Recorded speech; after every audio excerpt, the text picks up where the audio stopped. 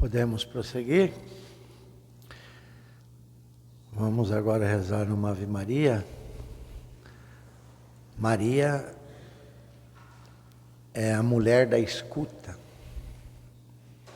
A igreja diz que Maria, antes de gerar Jesus em seu útero, em seu ventre, ela gerou Jesus primeiro em seu coração.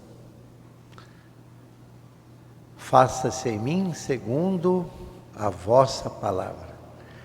Então Maria é a mulher da escuta, é a mulher da palavra. Então vamos pedir a intercessão dela, para que possamos também ser pessoas da palavra, pessoas da escuta.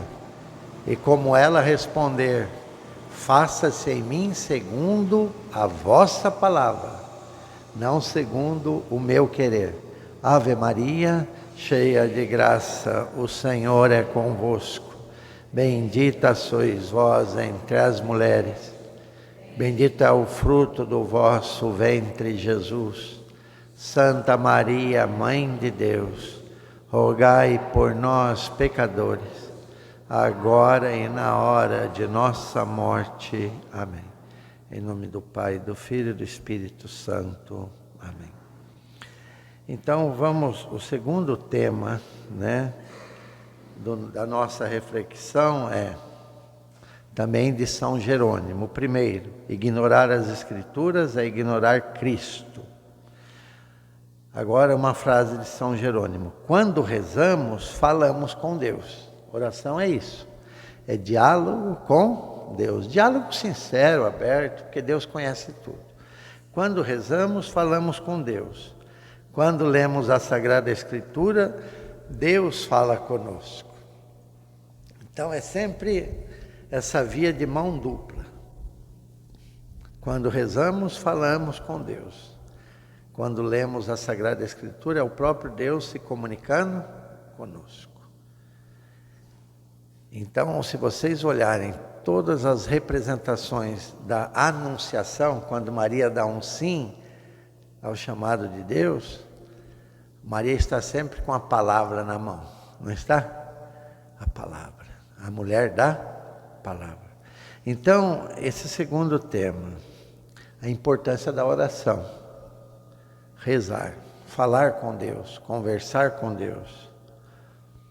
E a gente pode rezar também a partir da palavra, que a gente chama de leitura orante. Eu pego aquele evangelho e trago também para a minha vida. O evangelho de hoje. Como eu estou usando os talentos que Deus me deu.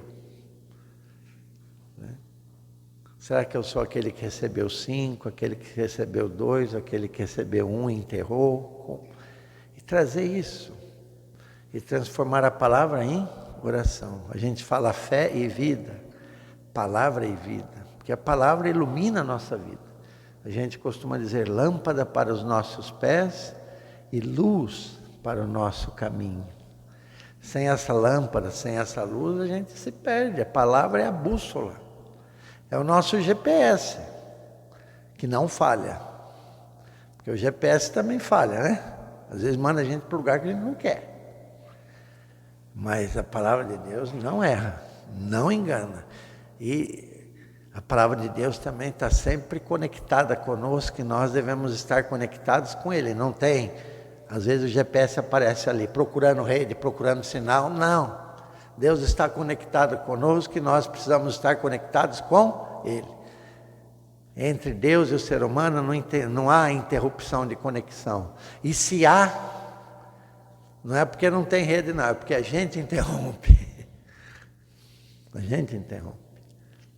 Então a oração é manter essa conexão com Deus. É falar com Ele, falar da vida. A oração é isso. Das dores, das angústias. Gritar, chorar, agradecer. Ele compreende tudo, Ele sabe de tudo. Ele conhece o ser humano por dentro. E depois também ouvir. É Deus que fala a nós, né? Para isso, vejam como a palavra pode transformar a dor em alegria. Vocês sabem já que eu gosto muito dos discípulos de Emaús, eu sempre rezo a oração deles. Fica conosco, Senhor, pois já é tarde e a noite vem chegando. Capítulo 24 de São Lucas. O que aconteceu com os discípulos acontece conosco com frequência.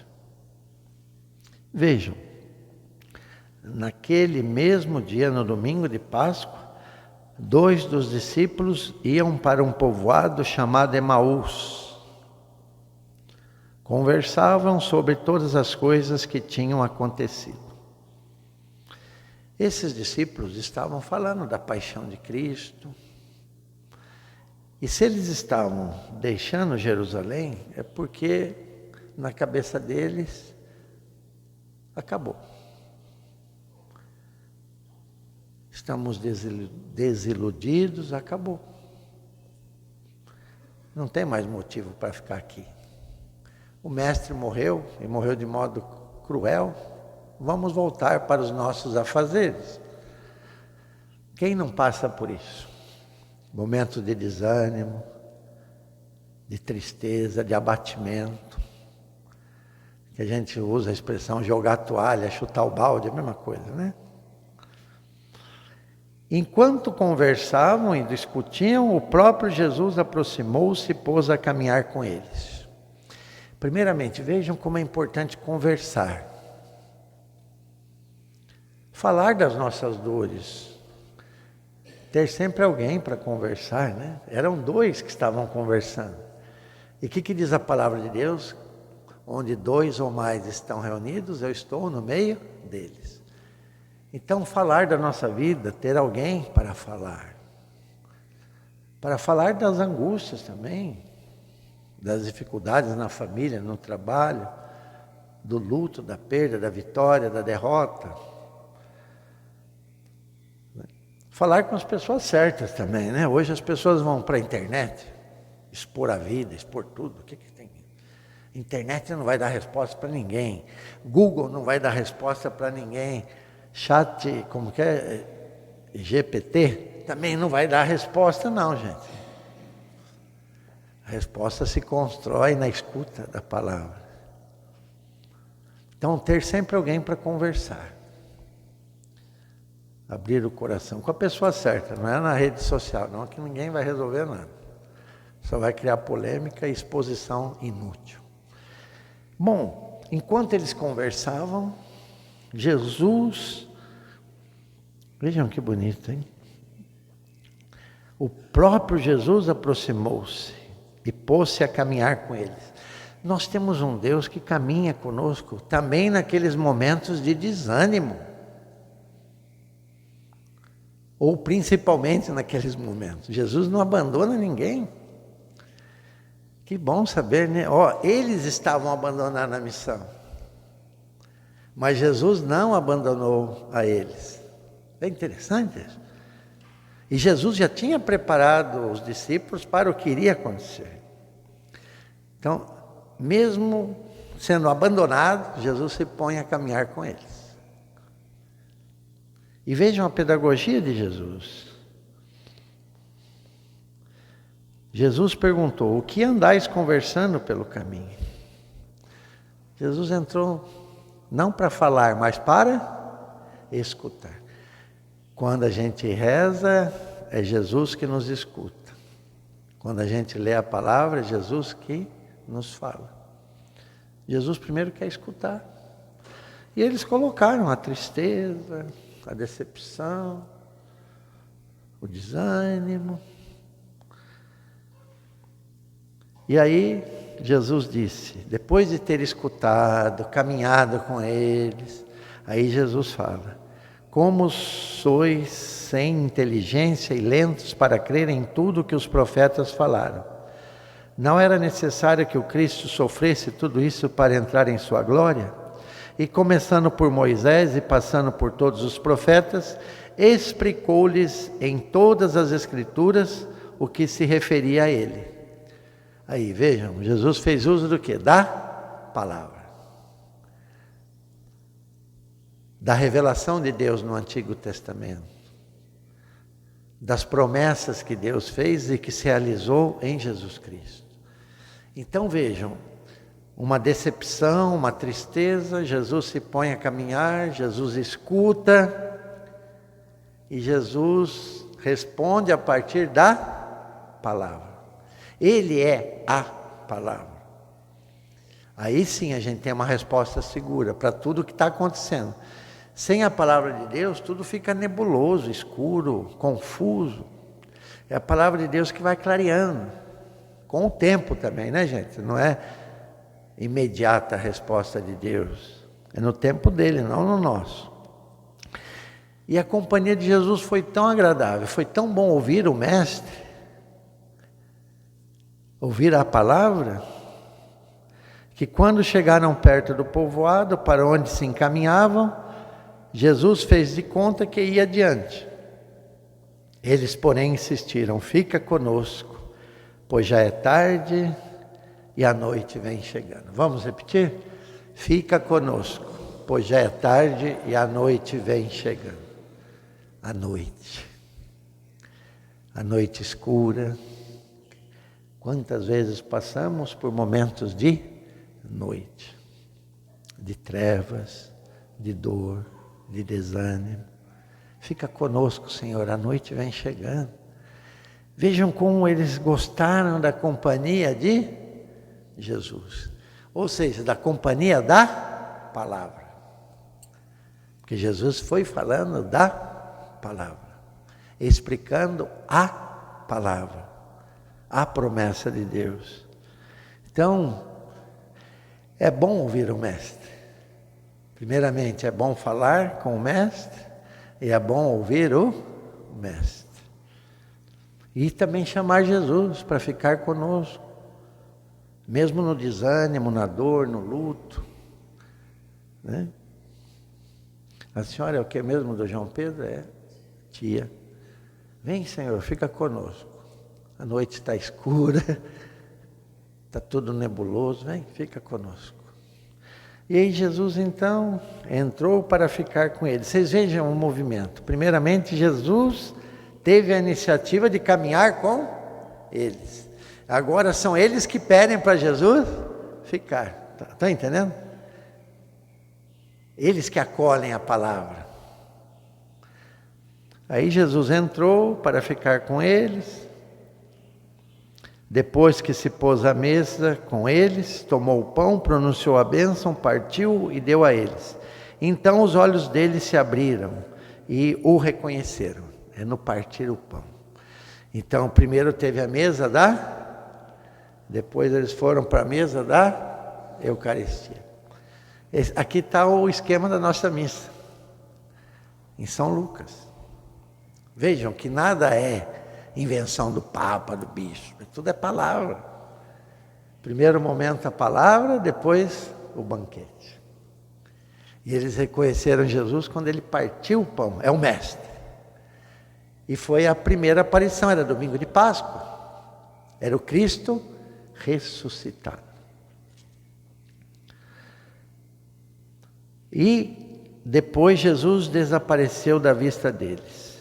E diziam um para o outro: não estava ardendo o nosso coração quando ele nos falava pelo caminho e nos abria as Escrituras? A alegria deles de ouvir a palavra. O coração ardia. É o tema do ano vocacional. Corações ardentes, que também é tirado daqui. A alegria de ouvir a palavra. Nosso coração ardia enquanto ele falava. Então houve uma acolhida da palavra, não houve uma resistência. E depois que o coração ficou ardendo de alegria, o que eles fizeram? Voltaram para Jerusalém. Por isso pesa caminho. Voltaram para a missão. O Mestre não fracassou. Ele foi morto, mas ressuscitou, venceu a morte. A Páscoa, a vitória da vida sobre a morte. É essa certeza da vida eterna que nos coloca em movimento de volta, né? Que nos ajuda a retomar a nossa vida. É essa certeza da vida eterna. Então, vejam como a palavra, ela pode nos fazer voltar à motivação anterior. E é interessante, naquela mesma hora levantaram-se e voltaram a Jerusalém.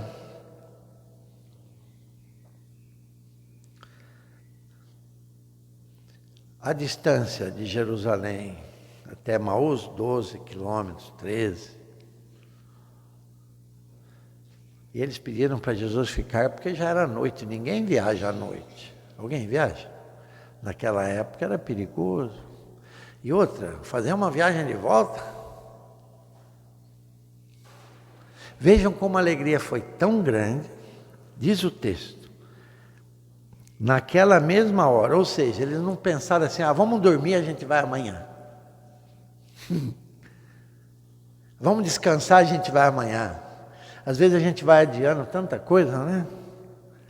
Na mesma hora, o encontro foi tão profundo que eles voltaram para a missão. Voltaram para onde? Foram até os 11 apóstolos e os outros discípulos que estavam reunidos. Voltou para a comunidade. Voltaram para a missão. Voltaram para junto dos seus. E contaram o que aconteceu. A aparição de Jesus ressuscitado a eles. Então vejam, a alegria da palavra, o coração que arde e que coloca os pés em movimento. Não dá para ficar esperando. Amanhã, vamos primeiro almoçar ou jantar ou descansar, a gente é na hora. Como a palavra tem força para mudar, para nos colocar em movimento. Não é assim? Essa é a força da palavra, gente. Essa é a palavra de Deus. É o próprio Jesus que se comunica conosco, né? Então, escutar o Senhor e falar com o Senhor.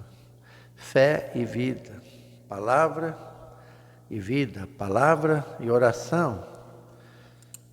Não é palavra humana, é palavra de Deus. A Sagrada Escritura é palavra de Deus. Então, repito, um bom hábito é a gente cultivar, né, esse desejo de ler a palavra, pelo menos o Evangelho todo dia, né? Agora aqui tem um outro texto, né? Deixa eu procurar aqui, que nessa semana é tão bonito. Nós precisamos ter sede e fome da palavra. Até tem uma música popular. Você tem fome de quê e sede de quê? Às vezes a gente tem fome de tanta coisa, sede de tanta coisa, mas devemos ter fome e sede da palavra. Fome e sede de Deus. O resto vem por acréscimo. Vejam o que diz São Columbano.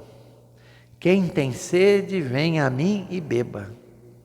A palavra de Deus é fonte, é poço, é restauro, é alimento. Irmãos caríssimos, prestai ouvidos ao que vamos dizer como algo de necessário. Contentai a sede de vossas almas nas águas da fonte divina, sobre a qual desejamos falar, mas não a extinguais. Bebei, mas não vos sacieis. Vejam, quanto mais a gente bebe dessa fonte, mais sede a gente vai ter. Bonito isso. Isso é a palavra de Deus. Que nos coloque, eu vou lá. A samaritana foi, encontrou com Jesus, ficou sedenta, né? Então, quanto mais a gente bebe, mais sede a gente tem, né?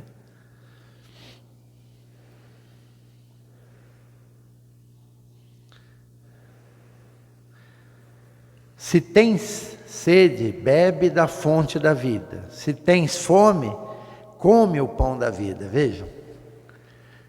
Jesus é a fonte, Jesus é o pão. A palavra de Deus é fonte, a palavra de Deus é pão, é alimento. Felizes os que têm fome deste pão e sede desta fonte, sempre comendo e sempre bebendo. Ainda desejam comer e beber. Vejam, sempre comendo e sempre bebendo, ainda desejam comer e beber. Quer dizer, é um desejo que não vai ter fim. Quanto mais a gente come e bebe, mais a gente deseja. Nós celebramos segunda-feira Santo Agostinho. Santo Agostinho tem uma frase bonita: fizeste-nos para ti, Senhor, e inquieto estará o nosso coração enquanto não repousar em ti. Então essa inquietação positiva, né? Porque quanto mais a gente bebe, mais sede a gente tem. Quanto mais a gente come, mais fome a gente tem. Isso falando da fonte, que é Jesus, e do pão, que é Jesus. Isso é importante. É isso que nos faz vir à missa todo domingo. É isso que nos faz rezar. É isso que nos faz se colocar a caminho, a serviço. É isso, né? Se alguém já se sente totalmente saciado, não vai buscar mais, vai? Então essa busca não vai terminar nunca. Até o último instante da nossa vida a gente vai continuar buscando. E buscar no lugar certo, viu, gente? Jesus é a fonte, Jesus é o pão. Hoje nós temos muitas fontes por aí. Mas nem toda fonte tem água viva. Cuidado, tem muita água aí contaminada, imprópria para beber. Às vezes a gente busca em fonte errada. A única fonte certa é a palavra.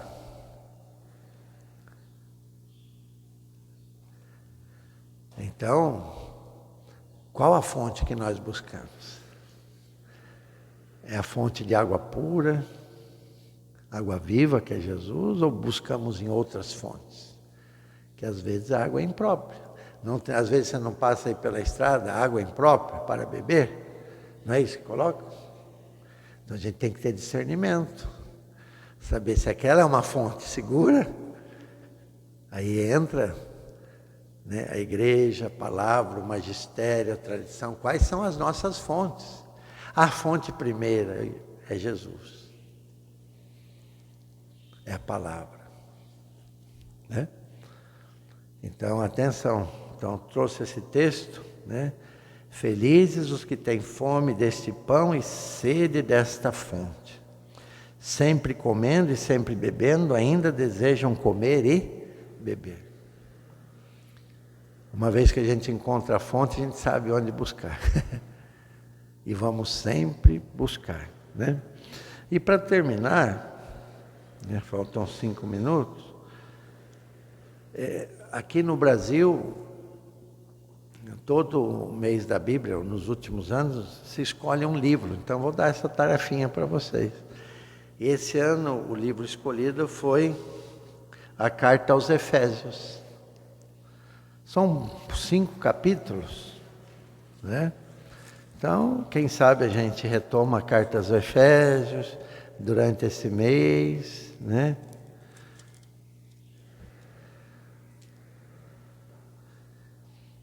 Eu só vou citar alguns textos aqui. É preciso deixar a vossa antiga conduta e despojar-vos do homem velho, que vai se corrompendo ao sabor das paixões enganadoras. Aquilo que eu falei, tem muita água que vai contaminando, né? A gente vai se desviando da fonte de Jesus, da palavra, vai seguindo outras palavras. Depois, não entristeçais o Espírito Santo de Deus, com o qual fostes marcados para o dia da redenção, né?